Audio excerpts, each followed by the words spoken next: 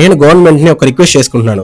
మేము tickets book చేసుకునేటప్పుడు అది రెడ్ బస్ అయినా అభి బస్ అయినా మల్టిపుల్ యాప్స్లో బుక్ చేసుకుంటాం కదా, ఆ బుక్ చేసుకునే ముందు ఆ బస్ ఫిట్నెస్ సర్టిఫికేట్ మాకు షో అవ్వాలి. ఆ ఫిట్నెస్ సర్టిఫికేట్ చూసి మాకు సేఫా కాదా అని తెలిసిన తర్వాత మేము బుక్ చేసుకుంటాం. అట్లాంటి ఫెసిలిటీ మీరు ఎందుకు కల్పించలేకపోతున్నారు? ప్రైవేట్ ట్రావెల్స్ వాళ్ళు మిడిల్ క్లాస్ వాడిని చంపేయండి. అసలు ఈ ప్రైవేట్ ట్రావెల్స్ వాళ్ళకి మానవత్వం కొంచెం కూడా ఉండదా? అసలు మానవత్వం అనేది వీళ్ళకి తెలుసా? పండగల టైంలో వస్తే ఒక మిడిల్ క్లాస్ ఎంప్లాయీ ఆ ఊరు నుంచో ఈ ఊరు నుంచో ఎంతో కొంత సంపాదించుకొని ఫ్యామిలీ దగ్గరికి వెళ్తాడు పండగ చేసుకోవడానికి. బట్ అదే టైంలో ఈ ప్రైవేట్ ట్రావెల్స్ అదే ఛాన్స్గా వాడుకొని ఆ టికెట్ ప్రైజెస్ 3-4 పెంచుతున్నారు. ఎగ్జాంపుల్గా హైదరాబాద్ నుంచి గుంటూరు వెళ్ళాలంటే స్టార్టింగ్ ప్రైస్ నేను బుక్ చేసుకున్నది 350 అవర్స్ బుక్ చేసుకున్నాను. 350 రూపీస్ టు 700 బిలో అంతే. బట్ ఈరోజు చూస్తే మాత్రం ఫెస్టివల్ అని చెప్పి 700 కాదు 2000 రూపాయలు, 2500.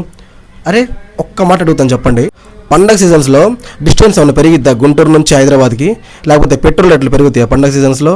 లేకపోతే పండగ సీజన్స్లో టైర్లు ఏమైనా నరిగిపోతాయా? లేకపోతే పండగ సీజన్స్లో ఏమైనా ఇంకా ఎక్స్ట్రా ఏమైనా అవుతాయా నార్మల్ డేస్లో కాకుండా? ఎందుకు రేట్లు అన్నీ పెంచుతున్నారు? పబ్లిక్కి మీలాంటి వాళ్ళు పెద్ద పెద్ద సంస్థలు ఏదైతే ఉన్నాయో ట్రావెల్స్ పబ్లిక్కి కొంచెం తోడుగా ఉండాలి. ఇట్లాంటి టైమ్స్లో ₹1 తగ్గించడమో లేకపోతే వాళ్ళకి ఆఫర్లో కూపన్స్ ఇవ్వడమో అట్లా చేయాలి. కానీ వాళ్ళ వీక్నెస్ని పట్టుకొని ఫ్యామిలీ దగ్గరికి వెళ్ళాలన్నా అన్ని వేల రూపాయలు పెట్టి టికెట్లు కొనుక్కొని వెళ్ళాలంటే ఒక మిడిల్ క్లాస్ వాడు ఎంత ఇబ్బంది పడుతున్నాడో వాడి అంతరాత్మకు ఒక్కడికే తెలుసు. అసలు ఏ గవర్నమెంట్ క్వశ్చన్ చేయట్లేదు, ఎవడు క్వశ్చన్ చేయట్లేదు. వాళ్ళందరూ సైలెంట్ ఉంటున్నారు, వీళ్ళు రేట్లు పెంచుకుంటూనే వెళ్ళిపోతున్నారు. చాలా అన్యాయం ఇది. అరే ట్రైన్స్లో వెళ్దామంటేనేమో ట్రైన్స్ 2-3 నెలలు ముందే బుక్ చేసి ఉంటాయి. ఎంప్లాయీస్ బుక్ చేసుకోవాలంటే వాడికి ఎప్పుడు సెలవు దొరుకుతుందో, మేనేజర్ ఎప్పుడు లీవ్ అప్రూవ్ చేస్తారో వాడికి తెలియదు కాబట్టి కరెక్ట్ టైంలో బుక్ చేసుకోలేడు. ఎక్కువ ట్రైన్స్ ఉన్నాయంటే లేవు. జనరల్లో వెళ్దామంటే చచ్చిపోతారు జనరల్లో వెళ్తే.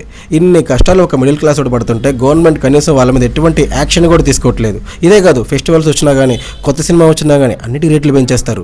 సరే హాలిడేస్ వచ్చి నేను ఫ్యామిలీతో టూరిజంకి బయటకు వెళ్దామంటే అక్కడ హోటల్ రేట్లు పెంచేస్తారు. అక్కడ ఏమన్నా చూద్దామంటే వాటికి రేట్లు పెంచేస్తారు.